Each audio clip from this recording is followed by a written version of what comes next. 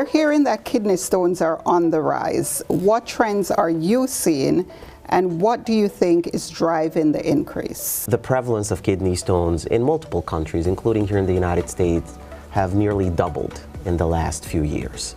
And to just help people understand the numbers around that, 1 in 10 people will develop kidney stones in their life. Those are the statistics, and many of those will develop it more than once. Now, many things contribute to that. The simpler ones we can talk about are, first of all, especially in the Western world, our diet. Our diet is really not balanced. Our diet many times is not healthy. Specifically, we have a lot of processed food in our diet. We have a lot of sodium and salts in general in our diet. We have a lot of animal protein in our diet. Those are all things that we can potentially control.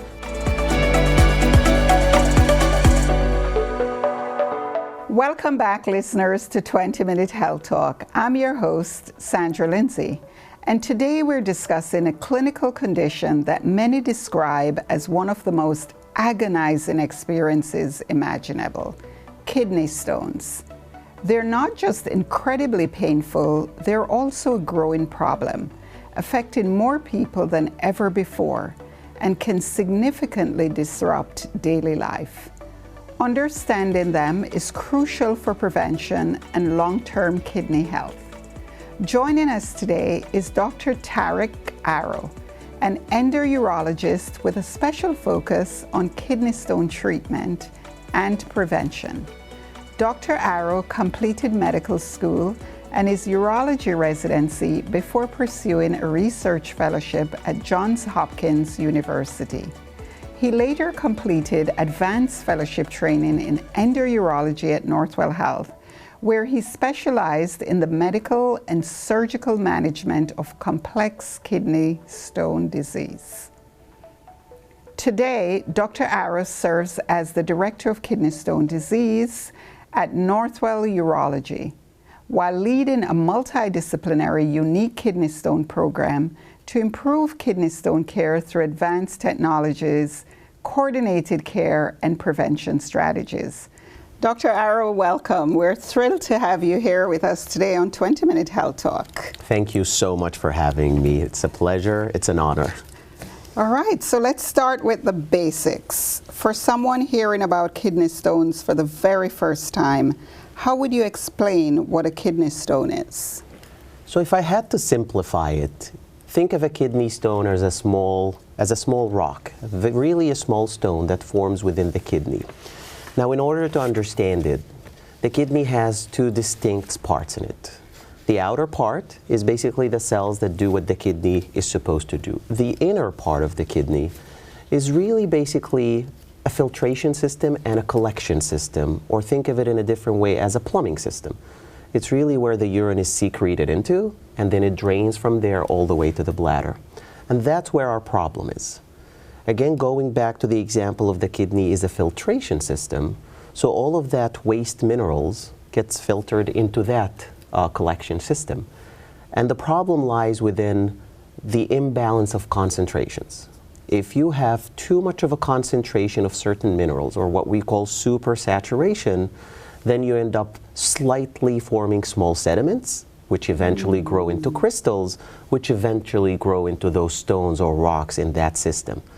Now, just to put things in perspective, I keep saying rocks and stones. Yeah, that sounds pretty scary. Exactly, but in reality, a lot of those stones can be no larger than a grain of sand at the beginning, but that's how it all starts.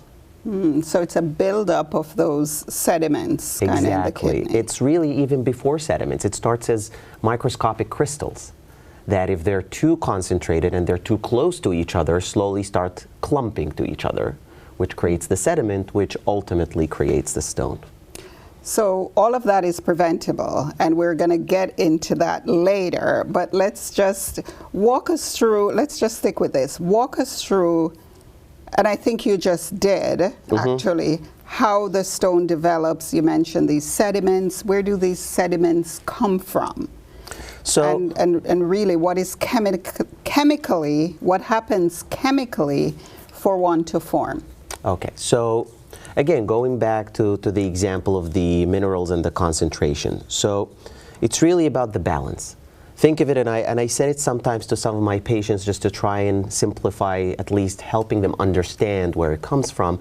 It's very similar to the formation of a rock candy in a super concentrated sugar fluid, basically, if you ever saw that. What happens is we have certain minerals in the urine that contribute to formation of stones. We have certain minerals that are actually protective. Whenever there isn't a balance between the two, and we have more of the minerals that want to contribute, then you start really forming those stones. Now, without going into the complex details of that, at the end of the day, it's really a question, more than anything, of how dilute your urine is. Think of it again, I want to put a small teaspoon of salt in a cup of water, and my goal is to dissolve that salt.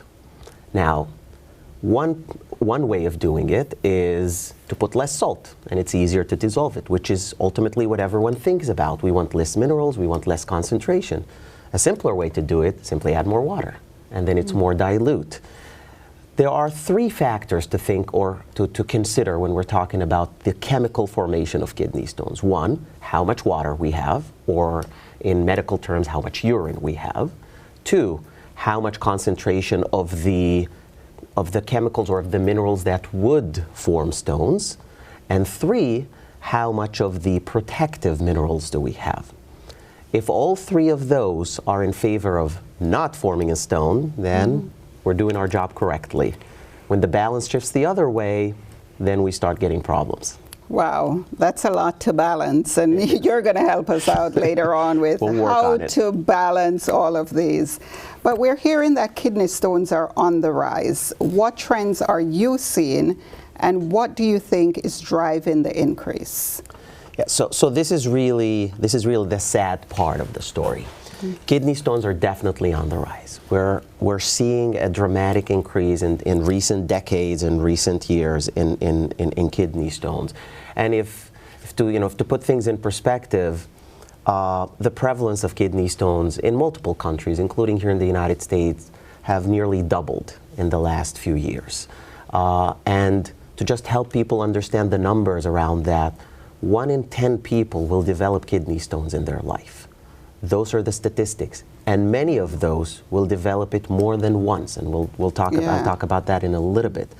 Now, many things contribute to that. The simpler ones we can talk about are, first of all, especially in the Western world, our diet. Our diet is really not balanced. Our diet many times is not healthy. Specifically, we have a lot of processed food in our diet. We have a lot of sodium and salts in general in our diet. We have a lot of animal protein in our diet. Those are all things that we can potentially control, but we don't necessarily pay attention to on a day-to-day basis, and we only remember them when problems start. Other than that, dehydration. I just spoke a lot about the importance of fluid and the importance of diluting the urine. Most people don't understand that we're practically dehydrated on a daily basis. The vast majority of us don't drink nearly as enough as we're supposed to. Guilty. Everyone. You'll be surprised how many people. I've given a few talks even about this at schools. And when I go to an elementary school and middle school and I ask the kids and I ask the teachers, no one drinks as much as they're supposed to. People who form stones are expected to even drink more. Now add to that warmer seasons, warmer climates even. There's even talk about, shift in the climate change in terms of, warmer weather basically dehydrates us more. And if we don't compensate, then we're, again, dehydrated. There's even a term that is called the stone belt across the world, which is that? So it's very exciting or very interesting when you read about it. It's basically, if to simplify it, a geographical line of countries across the globe and locations that have warmer climate that we've shown statistically that they actually have more prevalence of kidney stones. So even if you take the diet and the genetics and everything else outside of the equation, simply living in a warmer place puts you at a higher risk of having kidney stones. Wow. Which is amazing.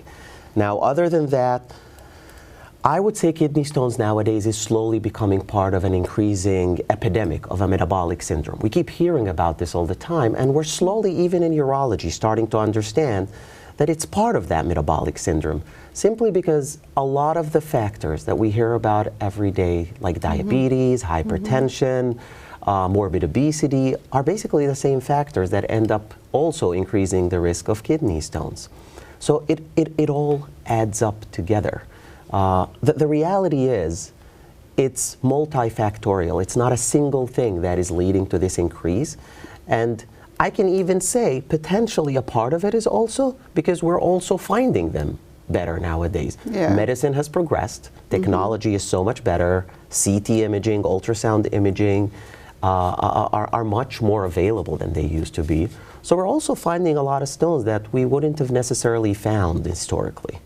And we'll be talking about that more later, but you know, I think what's important, you know, you've said a lot of things, but one of the big takeaways for me here is we're not hearing anything differently to prevent diseases such as cardiac disease or diabetes, etc. It boils down to the same things. Watch your diet, hydrate, limit processed foods. Does exercise, activity Absolutely. link to this? Absolutely. Now, once we start going into figuring out think of it as the mystery in each patient, and sometimes it is sort of playing an investigator and figuring out why are you specifically forming stones. Yes, there are sometimes things that are more genetic factors. There are family dispositions. There are specific conditions and diseases. But just like you said, the vast majority of people are forming stones not because of that. It's simply because of how we're living our life, the diet we're having, the lifestyle we're having, the lack of exercise, which may not necessarily correlate to you don't exercise, you'll form a stone. Right. But you don't exercise, you have diabetes. You don't exercise, you have obesity. You don't exercise, you have hypertension. And because you have those, you have stones. So ultimately, that is actually a much more impactful factor than the genetic and the conditions that affect a certain population with kidney stones. Wow. Are you seeing kidney stones more in men than women or vice versa? You did mention people that live in warmer climates for different reasons, but are you seeing it are there gender differences? Interesting. So, one, I'll talk about family prevalence of kidney stones. There are, because I get this question all the time from my patients. That's the first thing they want to ask about.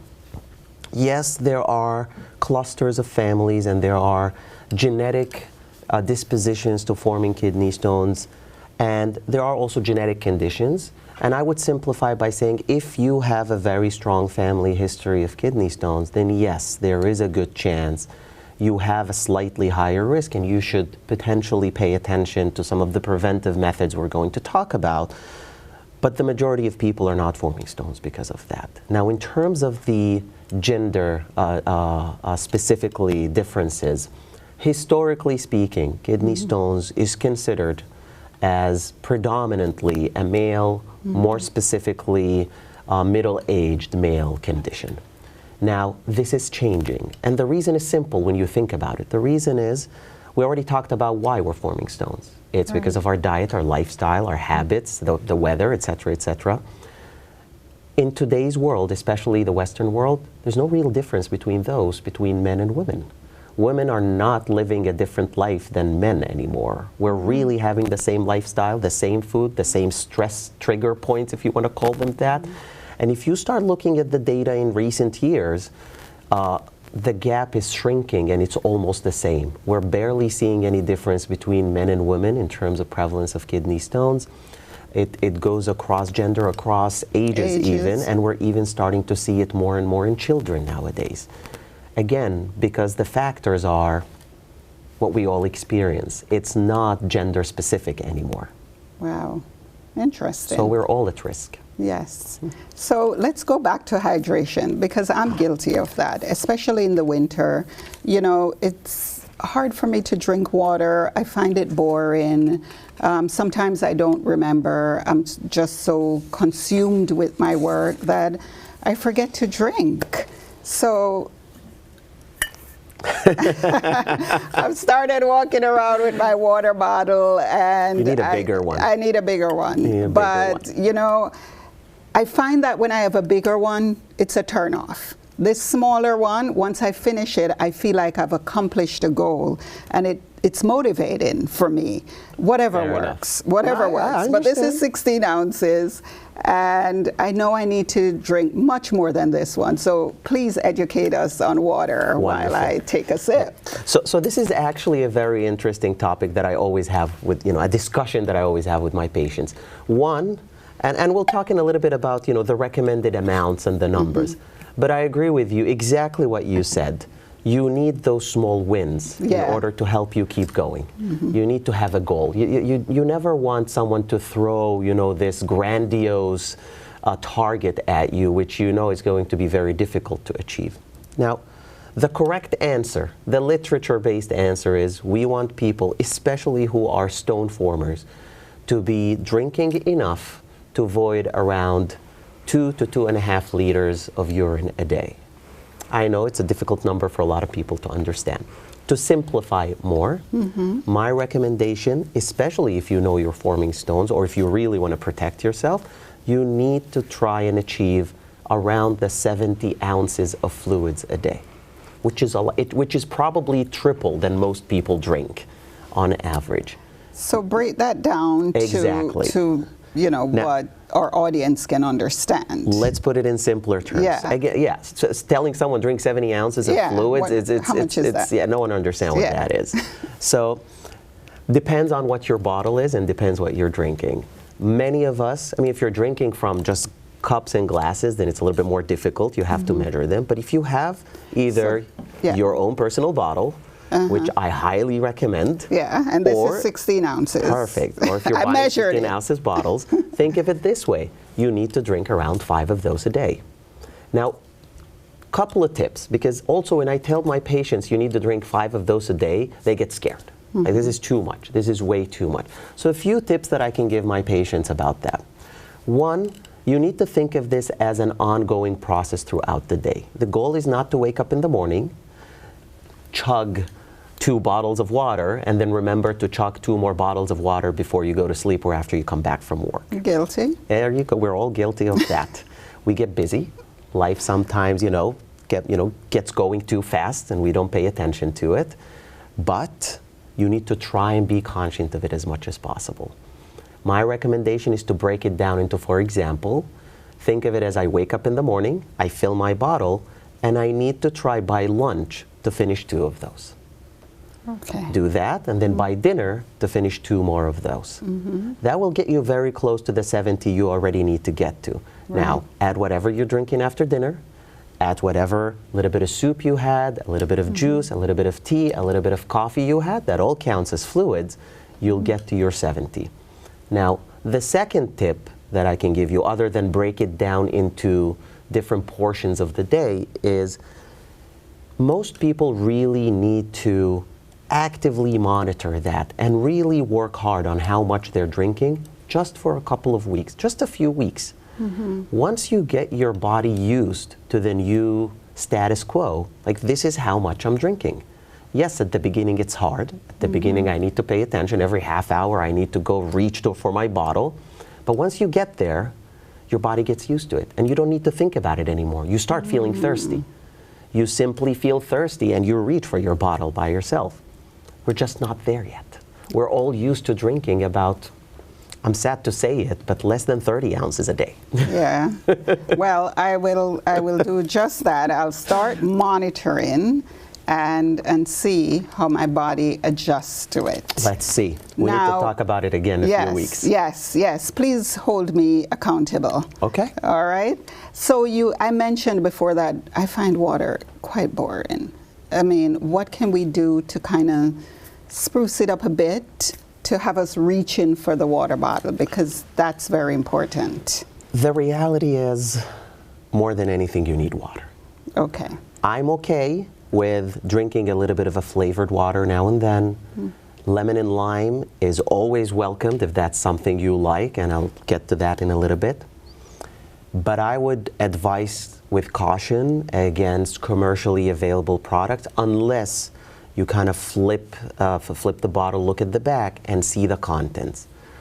First of all, we don't want the minerals. We really don't want too much minerals, because what happens with a lot of those commercially available products is they're full of sodium and other salts. Then you're inherently, yes, you're getting the fluids we want, but you're also getting the sodium, which we try to avoid to begin with. Just for a practical example, because I actually get a lot of patients with that, Gatorade is a problem with that. Now, I'm not saying Gatorade is wrong. Gatorade is great for what it was meant to do. It's great if you're exercising. It's great if you're outside in the sun, you're sweating, you're losing minerals, and you want to replenish them. But it's not a good option if you're telling me, yes, doctor, I had my 70 ounces yesterday because I had 5 bottles of Gatorade. That's way too much salt that your body did not need. The same applies to a lot of other brands. You always need to be cautious of what's in the bottle. Now, if you can do it at home, if you can do your own flavor at home, then by all means, that is always welcomed. I just want you to be conscious of what you're drinking. Everything is about a balance. Everything is about a balance. How about coffee? I drink my coffee black. Does that add to any mineral buildup? Yes, but enjoy it. Again, balance. Balance. So I'll put it this way, and that applies to coffee. For example, if you go online nowadays and you search for kidney stones, you hit it on Google or any platform you want, and prevention of kidney stones, you're probably automatically going to get so many recommendations on food that contains oxalate that you should avoid, which is true in some patients, not in many. So I wouldn't recommend doing it that way. Now, why am I mentioning that? Because coffee and tea have a lot of oxalate in them. Now, does that mean we're not allowed to drink them? No. You just understand how much you're drinking. If you tell me, I love my coffee, I wake up in the morning, I have one, then I have another one during work, enjoy it. There's no harm in that. But if you're the person who says he drinks 5 cups of coffee a day, then you're potentially, introducing harm to your body that you don't necessarily need, including the oxalate. Well, I'm not guilty of that, but I do enjoy a nice cup or two of black coffee daily. Those are more than welcomed. Enjoy them. Much of the stones that are smaller than 5 millimeter have a relatively high chance of passing, and that's the initial recommendation we give a lot of the patients. Once we got the pain under control, once they're feeling comfortable, once they're hydrated enough, we offer them drink a lot, there's some medication to help with the passage, there are some medication to help with the pain, and let's see if you can pass it on your own. Admittedly, not everyone succeeds, but the numbers are astonishingly high.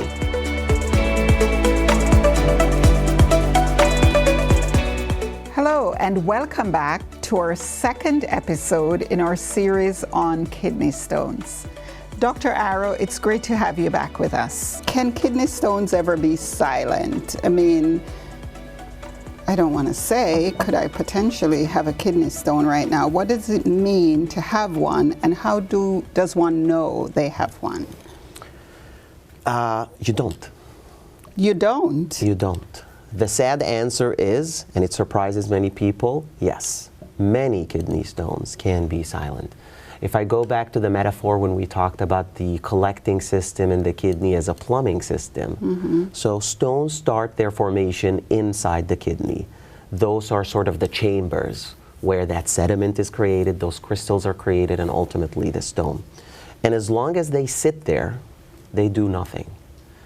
And it's shocking sometimes when I say it to patients, but stone can sit there for years without you even realizing it.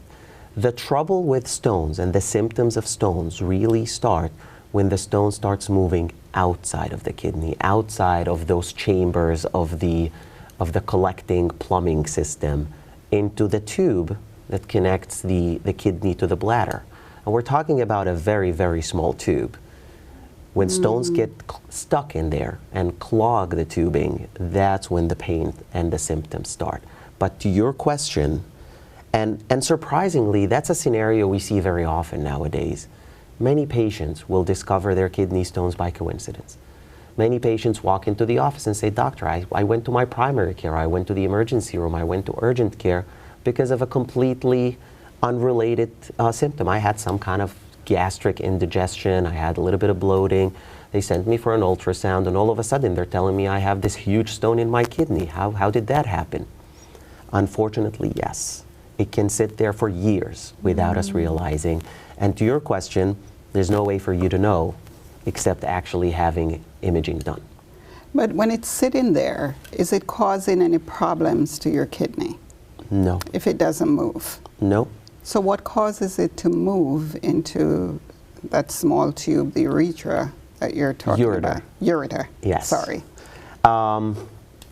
We don't always understand it. Luck can do that.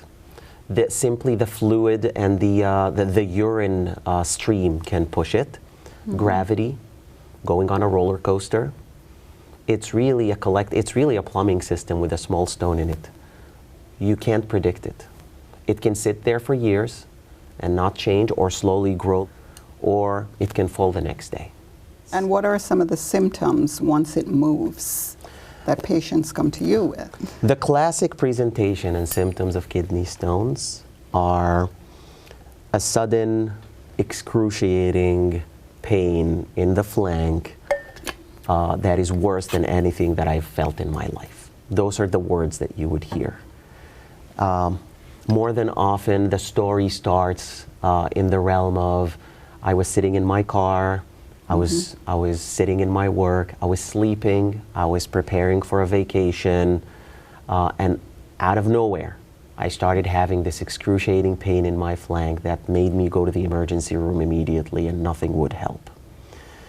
In every textbook and in the words of almost every patient, it's always mentioned as one of the worst types of pain in medicine when it starts. It starts in one flank, either right or left, and sometimes it can travel towards the lower abdomen. Now, many times you would hear patients also mentioning things like, I had severe nausea, I had vomiting, I had a burning sensation in the urine, but really ultimately the most important factor, or the most important word that everyone will mention is pain. Now, a unique thing about the pain with kidney stones that many times patients experience is it can be intermittent. It can come and go. It's not a constant pain. And it jumps from 0 to 10 and back to 0 all of a sudden. And the reason is, back to the plumbing system we talked about, the pain starts when the stone clogs the tubing. It's the buildup of pressure that actually causes pain. So many times the stone shifts a little bit. There's a tiny passage for urine, the pressure goes away, the pain goes away immediately. But just the same way, it can come back within minutes also. But it's pain more than anything. So I guess at that point, hydration doesn't really help to relieve that pain, or it just causes more problems because you're building up more pressure. So anecdotally, and I agree with what you're saying, it can help with buildup of pressure, but no, we actually want more hydration, and that's one of the first things we do even for someone who comes to the hospital, to the emergency room with kidney stone pain. The reasons are, one, you want the pressure actually pushing the stone down. That's part of passing the stone. Two, I know I keep mentioning the ureter as a tube or as a channel that basically provides passage from the kidney all the way to the bladder. But it's not really a lead pipe. It's tissue, and it's mobile tissue. And in theory, we never want it to be dry and empty and sort of collapsed over the stone. We really want it to be overflowing with water, or urine in this condition, and the stone kind of floating in there, which will actually prevent the stone or make it more difficult for the stone to block it. So no, please, more water. The problem is, and that's why I can't always recommend that for people at home, if you really start having the excruciating pain, you're more likely than not to also have nausea and vomiting. So you're not going to be drinking that water, and you will really need expert help where we can give you those fluids. So then what do you do at that point? What does modern treatment look like? Or can an individual pass the stone on their own? So see, here's some of the good news. Yeah, You wanted good news. Let's yes. talk good news. Yes. After all the bad. So with the initial presentation, many of the factors that determine whether you're going to pass the stone or not are decided based on the location and the size of the stone. Smaller stones have a much higher chance of passing simply with hydration and pain management. Numbers-wise, much of the stones that are smaller than 5 millimeter have a relatively high chance of passing. And that's the initial recommendation we give a lot of the patients. Once we got the pain under control, once they're feeling comfortable, once they're hydrated enough, we offer them drink a lot. There's some medication to help with the passage. There are some medication to help with the pain, and let's see if you can pass it on your own. Admittedly, not everyone succeeds, but the numbers are astonishingly high. Statistically, if you have a stone roughly between 1 to 3 millimeter, you have a chance of about 95% of passing on your own. Even if you have a 4 to 5 millimeter stone, we're still talking about a 70 to 80% chance you can pass it. So it's not all bad. You can still pass those stones. Admittedly, it's not 100%, and the larger stones can be a little bit more challenging to pass. Not that it doesn't happen, but the numbers are not as high. And some of those get stuck. Some of those need intervention. Now, another good news, if to add to that, is that current treatments and current methods for treating kidney stones have become incredibly minimally invasive. The technology has advanced drastically within the last few decades, and we've gotten so good at doing it. It's even astonishing that the majority of patients don't need any incisions, don't need any major surgeries, and the majority of patients get to go home the same day with immediate relief of all their symptoms. So again, we prefer if you have, we prefer if you don't have a stone. Exactly. And if you got one, it's better if you have the smaller one that hopefully you can pass on your own. But it doesn't mean if you have the big stones, then it's the end of the world and there's not much to offer. No, we have a lot to offer, and we have a lot of technologies to get it out, mostly endoscopically nowadays. Now, to add to that, within Northwell, actually, with the assistance of the leadership in Northwell and leadership with our chair in the Northwell Urology Department, we're actually now recognized as a center of excellence for kidney stone disease. We've also established a dedicated kidney stone program to facilitate outreach to patients who can always reach out to us, and we always also try to capture them whenever they come to the emergency room or to urgent care to help them, if they are interested, schedule an appointment within only days with select specialists for treating kidney stones so they can come in, understand their options, decide what works for them. Let's face it, many of us nowadays, we're working, we're busy, we have a lifestyle we want to preserve. Right. So not every treatment applies to everyone, not every schedule applies to everyone. I think it's important that everyone understand there are options, and they're all good. Yeah. The smart thing is to tailor the one that works for you with the doctor who you like. So individualized treatment, but you mentioned some endoscopic procedures? So non-invasive, so what are those exactly? There are 3 methods to treat kidney stones in anyone other than you passing on your own. The least invasive one is called shockwave lithotripsy, which basically uses sound waves from the outside that come from many different directions, and they converge in one point where they exert their maximum effect in hoping to fragment the stone and treat it. This is not used as often as it used to be, simply because the other technologies has advanced a lot and because the success rate is not as good. But it is a very lucrative option for patients who want something that is completely non-invasive. The downside to it is that it cannot treat every stone, and that's why you need to discuss that with your doctor. The second option, which is the bread and butter of what most kidney stone treatments are nowadays, is called ureteroscopy, which is going with a scope through the urethra, natural orifices into your body. Again, no incision is done, reaching where the stone is, either grabbing it as a whole and removing it, or fragmenting it slowly with laser and removing the pieces and coming out. And that's the end of it. It can be a very simple procedure, and again, patients go home the same day. The most advanced of procedures is really for the very complex stones, and that's usually reserved also for the highly trained specialized urologist. It's called PCNL. It's short for percutaneous nephrolithotomy.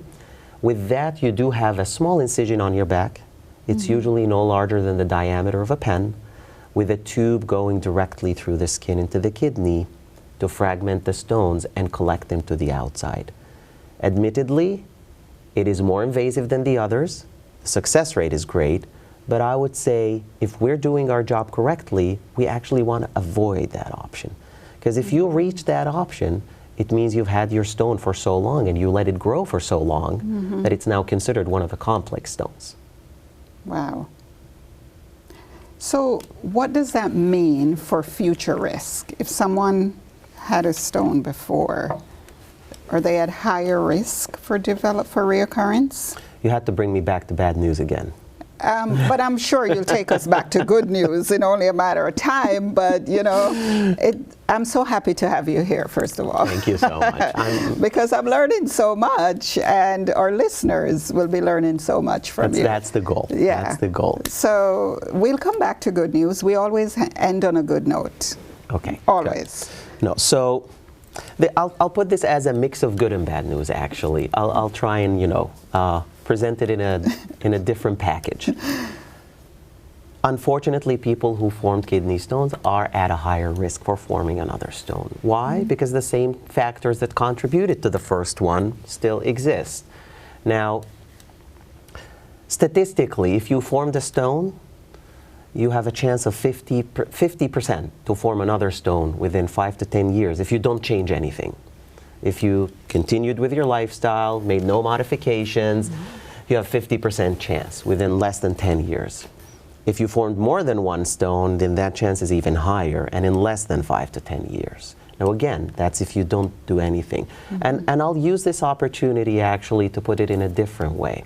I think rather than thinking of how horrible a kidney stone can be, a lot of the listeners should think of the first episode, and definitely if it's a second episode of kidney stones, as an opportunity rather than, oh my God, it happened again. This should potentially be a warning sign that I should investigate this and I should look into this further because it is preventable. And I can hopefully prevent the next episodes from happening. So, yes, kidney stones can come back, and yes, every time they come back, you're at a higher risk of them coming back again, but it's only because we're not doing anything to reduce those contributing factors that formed them to begin with. Now again, many times it's as simple as remembering that work should not prevent you from drinking water. I actually should have mentioned that in the beginning. We both live in that higher risk group because of our work. Many demanding professions, whether it's teachers in school, whether it's bus driver, whether it's nurses and doctors, work gets so busy that you forget.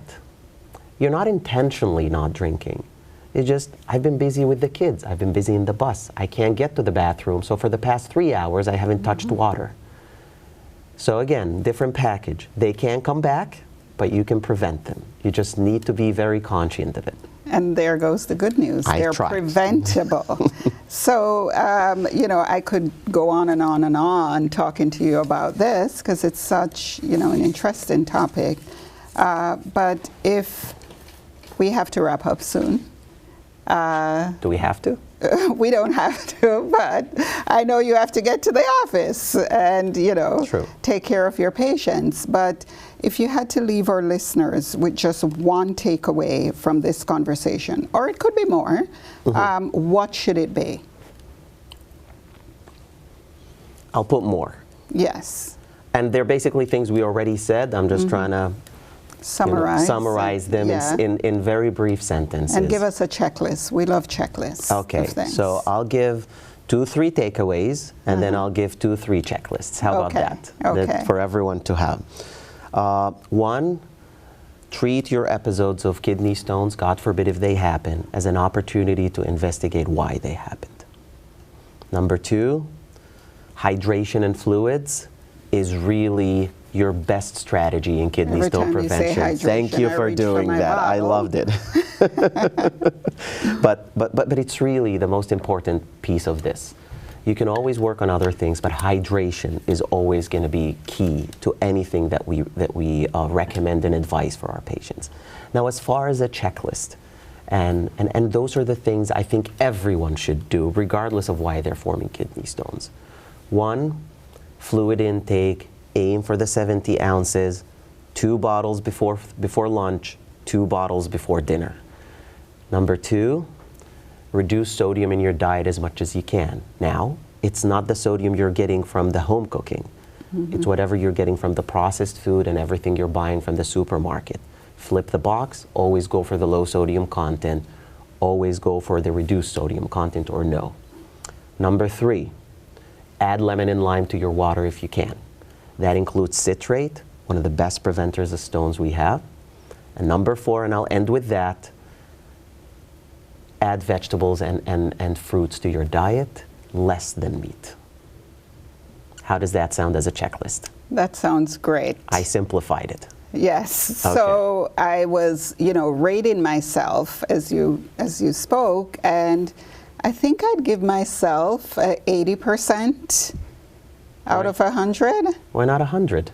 Isn't that what we teach our kids when they go to school? I know, but I have to be fair. Okay. I don't drink enough water because sometimes I forget, and in the winter it's harder for me. In the summer, when you're sweating and you're hot and you just want to hydrate, so I have to be fair and give myself 80%. And I advise our listeners to just give yourself a grade based on what Dr. Aro said to us. We have to leave it right there. To our listeners, thank you so much for tuning in. Dr. Aro, it was a pleasure spending the morning with you today. Thank you so much. And you promise that you'll hold me accountable. You'll check in every now and again. 2 to 3 weeks. That's going to be the check-in. And, I am a high achiever. I'm very ambitious, so I'm going to go for that 100%. Perfect. Thank you so much for having me. I hope this helped everyone who's listening to us. I am sure it will. Thanks again.